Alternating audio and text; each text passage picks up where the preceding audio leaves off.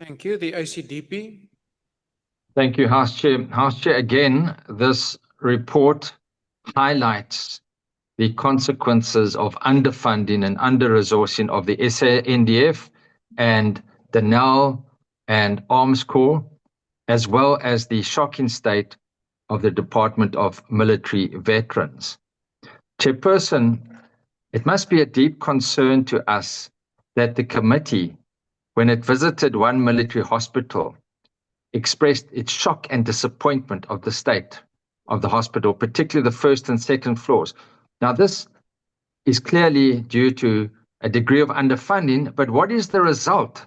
The result has been the outsourcing of functions to private hospitals at significant costs. So this does not make economic sense.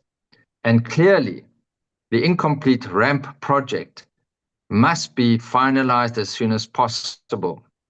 Chairperson, again, the issue relating to Project Hoefyster and the billions of rands that has been wasted on this project is a matter of serious concern.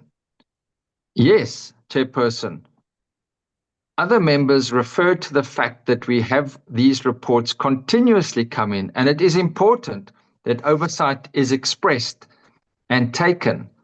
But it's important to note that this oversight visit took place more than a year ago and shows a shocking deterioration.